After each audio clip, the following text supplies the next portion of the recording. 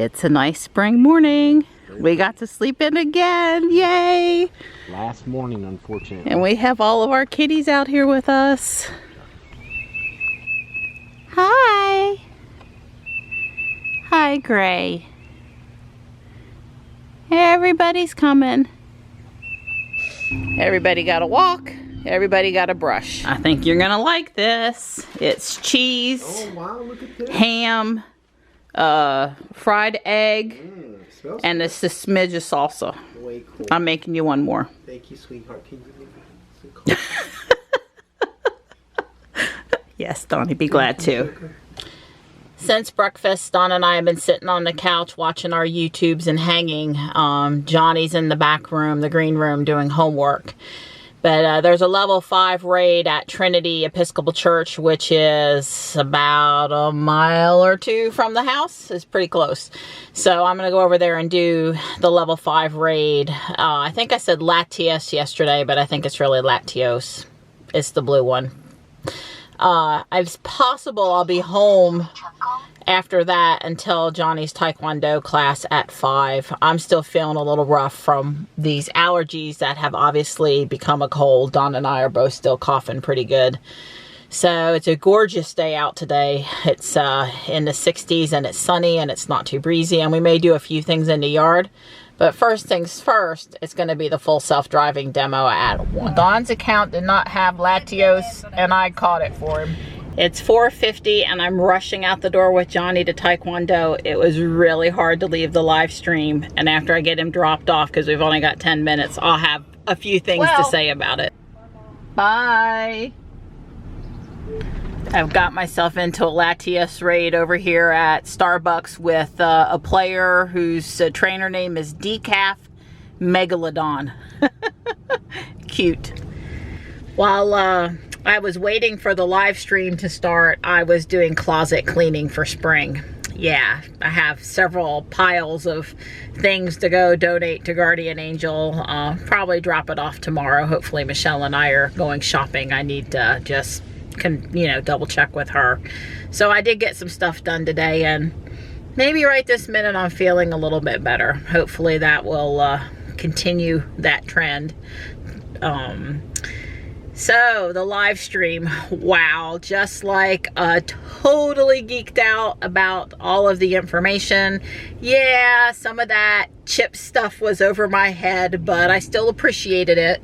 Certainly could get a feel for the speed and the numbers of transactions and such that they were talking about. It sounded impressive, but again, that's not my area of specialty, so I'll just have to take their word for it, which is what I think one of the people in attendance said. It was interesting to get, there's a very loud ICE vehicle over there. Wish he would move him and his lack of muffler away. It was really cool to see how the neural net is tweaked, gathers data, uses what it's seeing, that kind of thing. I have definitely myself personally noticed, and I've been meaning to mention it, but I don't think I did, that the people cutting in, moving from the lane on your left or your right in front of you is much smoother than it used to be. I haven't seen a mismapping, an incorrect thing happen in a long time. Someone who cuts in and they're maintaining their speed, Ruby never breaks for that. She doesn't get confused. She doesn't freak out that somebody's coming into her lane. It's very smooth, and they talked about that being one of the areas recently that they had improved upon. And also, I think, Dawn has been making a few comments about the lane changing stuff, and, she slows up in order to get over instead of speeding up, and she's really thinking about what she's doing still. And based on the description of how they tweak and finesse and enhance the neural net, I think that's to be understandable with it just being released. Obviously, it was running in shadow mode for a while before they released it to us in testing. But now that it's out there and they get even more real world happenings to factor in, I'm sure it will improve. So that was just totally fascinating to see. It was.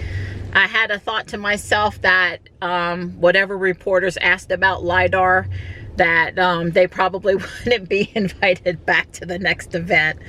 Although Elon did say that there was a SpaceX application where he was involved personally in making LiDAR work for, I think, the docking between the Falcon 9, the capsule, and the space station. You know, that in certain circumstances it's really is the right thing, but just not for, in his opinion, full self-driving. I think he said that a few times in the past. But yeah, he answered nicely, but I think he would have preferred not to have had that come up again. And then, of course, I know some of you have seen in the last week or so on Twitter where Elon talked about the simulation again, and he managed to interject a little humor and mention the simulation again. So that was kind of cute. I thought his personality shone a little bit there, so that was kind of fun to see. I had to leave right when they were getting into the the robo-taxi stuff, and Don said we would wind it up, and he'd rewatch that part with me later, because I just I had to go drop Johnny off at Taekwondo. But I think it's kind of brilliant that they're going to put people in a Model 3 for a lease, and then up front tell them they're going to keep the car at the end, because I think a lot of the people that have the Model 3 for that, I guess it's a 3-year lease, are going to be hooked on Tesla, and that's going to drive demand for new Teslas being produced, while also ramping up the market, the fleet for the robo-taxis. So I know some folks are a little resistant to the idea, but I think it sounded pretty cool. And I know I'm not going into any particular order here, but just a couple more things. We watched the kids a few weeks ago at the EV Challenge, and they had an opinion about who was going to come out on top in the EV market. They weren't thinking so much just in terms of the software running on the cars, as they were the fact that just as who would be the leader in selling battery operated vehicles. And they made some really good points, and I was impressed with those high school kids, and I don't want to take away from what they said, but I guess if I'd had a chance to speak with them personally, or I had a chance to speak to other people, it's really important to note that Tesla's not standing still. Tesla has a lot of stuff under development. As a matter of fact, I think Elon hadn't planned to talk about chip, I'm just going to call it 4.0 for full self-driving and autopilot, but Tesla's already working. They have this really great chip that he confirmed is now shipping in all the new 3 coming soon, or 3 just started, but it's been an S and X for just a little while now. Tesla's not standing still, so they're just putting out this 3.0 chip, and they already are working on, again, what I'm calling chip 4.0. So don't be fooled. And I would also say, I think he alluded to today too, that Tesla's only ever one software update away from making a wide leap in new function. Okay, so I wouldn't rest on my laurels. I know Elon brought up today that he didn't think the S had been out there for a long time, and that no one still had shipped a car even as good as the original S. And I think we're pretty close now with some of the other car makers. Jaguar, Audi, and Porsche come to mind. But still today, if we're measuring what is actually for sale today, maybe not. So just don't sell Tesla short. Don't think that they, while everyone else is getting their game on, Tesla is still improving their game. So, but Elon, in the long run, he just wants to help save the planet and make some money to fund projects he cares about, like going to Mars, and provide really fun, safe vehicles. And it's not just about winning for him. So I don't want to ever sound like it's just about winning for me either. It's, we're trying for a win-win here for mankind and the earth. So that's good. Let's see, anything else? Not that comes to mind right this second, but I will definitely get Don to talk a little bit about what stood out to him while he watched the live stream. Hey you. Hey you. Did you get your run over with? Got my run in. Good. Yeah, I'm drilled holes, bigger holes in the bottom of the planter box. so the water drains out. The holes I drilled were too small, and I noticed the other day it actually had filled up with water. All the way up to the top? Oh, no. No, but inch in the middle. okay, but still it probably would have made my dirt soggy. That's right. It needs to drain better than that. So I put 3/4 inch holes. Okay. So they're much bigger now. Thank you. You're welcome. All right, so give him your impressions. I am totally stoked. I was very impressed with the new hardware. I understood. I thought one guy asked the question. He said, "Yeah, I understood about like 10%." Well, let's put me at about 5%. But the point is, you could tell that this was the hardware itself was a major step. I mean, it's a revolutionary thing. It's a different way of approaching the self-driving thing. I have seen pictures of the hardware used by other self-driving people in the back seat of the cars, totally full of computers. They got desktop computers in the back. They got racks of video graphics cards in these racks of things, and they keep saying, well, you know, we're just working on this, and we're going to get all this worked out, and then we're going to go out and, you know, we're going to come up with a computer to be able to run all this. You know, they wouldn't install this in the car. You know, it's like, so how long do you think that's going to Elon did allude to we're not taking up the whole trunk. Right. Yeah. It's in the glove box, folks. We've seen it. We have seen our self-driving computer. It's not that big. So anyway, I was very impressed with the hardware. The neural net, I had listened to a podcast, and the person had explained that's how it may not have been clear, but actually all the neural net is built at Tesla, okay, and it's pushed down to the cars, and then the cars run it. The cars aren't, well, they're certainly doing some neural stuff, but they're actually running the neural net, but the net is built in at Tesla, and then they push it down. So every time they push down, all the cars get instantly, it's like everybody gets a new brain. And so that may not have been clear in that, but that was one thing. But I was very impressed. And then of course the robo-taxi thing, I think what Tesla said, or Elon said there in that part of it, was it's very plausible. I think his time's off. I don't, you know, Elon's super optimistic, you know, glass 3/4 of the way full, you know, all this stuff. He's really, so I don't see how. He said end of next year, right? I think that we will be able to do a lot of self-driving stuff ourselves, but I don't know when I don't think the regulator is going to sign off of it at all next year anywhere. I don't think he's going to find a regulator anywhere next year that says it's okay for Tesla people to pull up in the back, you know, watch videos and do their fun. They're not going to find that. I think that he said later on that he thought platooning was going to start sooner than later, and I agree with that. I think they are definitely going to get the platooning approved probably next year, maybe. If anything gets approved next year, it's going to be the platooning of the trucks. The self-driving cars are going to be, I don't think 2021.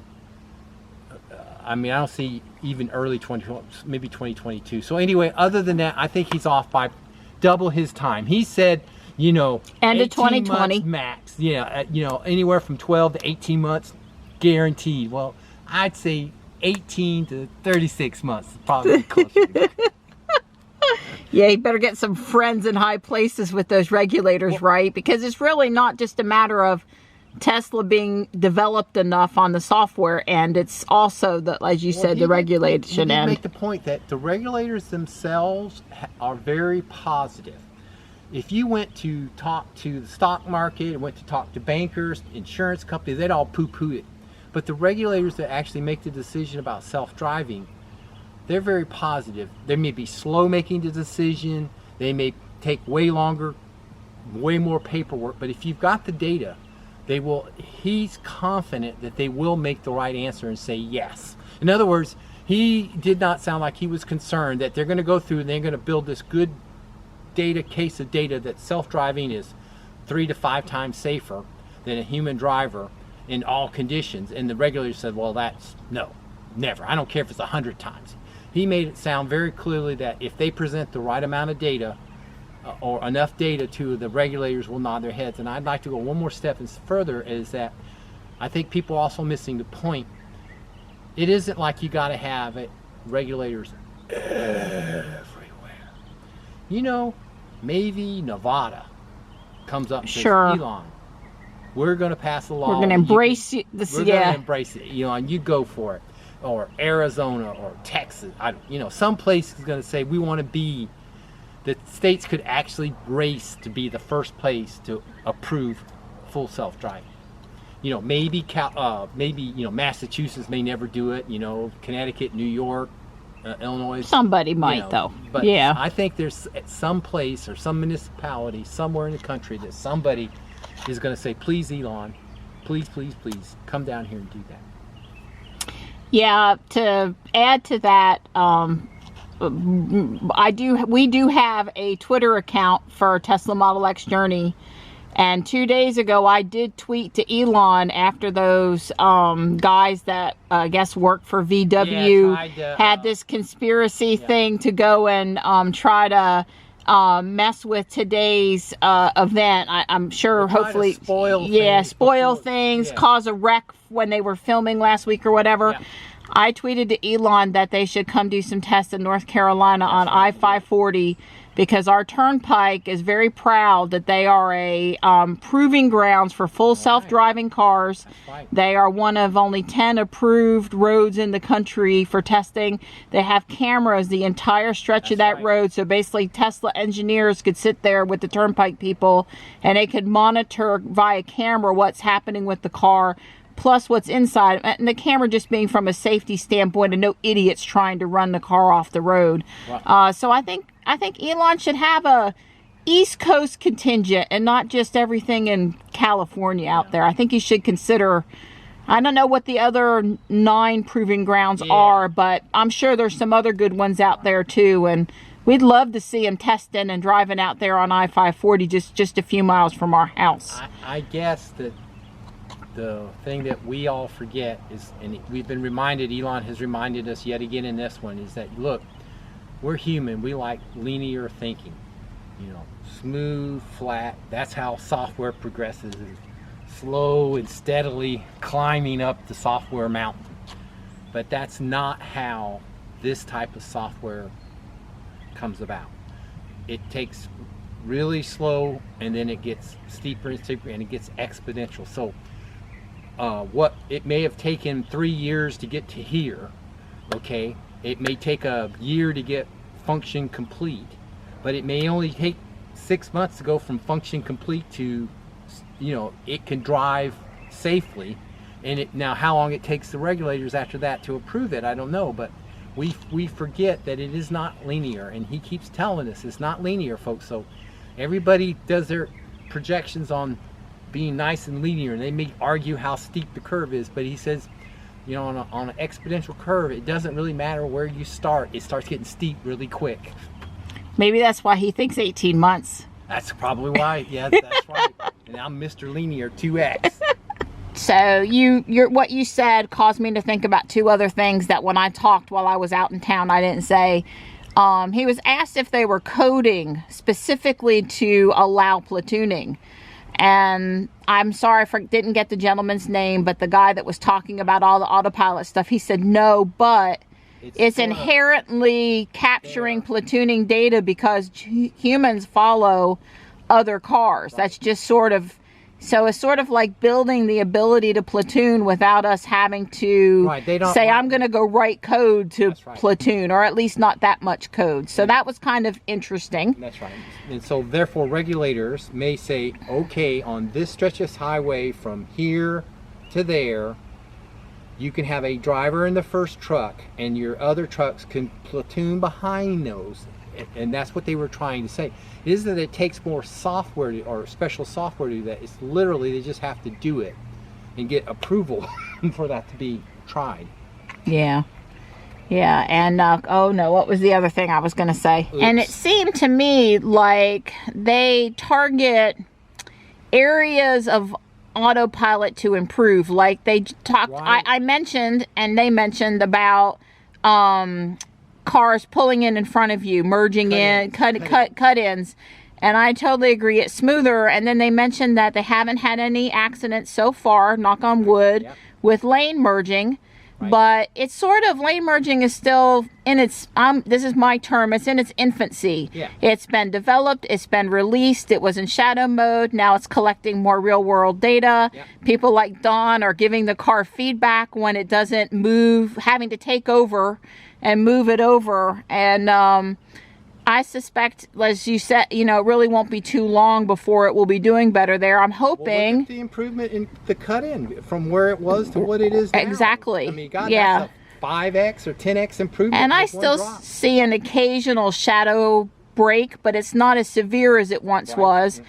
And it's a lot less. So I don't know that it's gone, but you know, I'm thinking about those super intersections in Holly Springs. It says when it comes across these, it doesn't know quite what to do. It looks for other pictures. So it needs to be looking for pictures where the road is straight, but the white lines are curved. And develop a methodology for handling those intersections versus my fear as a top-down programmer was like, oh my God, they're going to have to go add in like case statements to handle those intersections. That's not what they're going to do. Well, they did say that like, the car made was making a left-hand turn, and they had to go in and it had to teach it human perception on how to make a left-hand turn, because there's no lines on the road that tell you go from this turn across these lines right. over to that.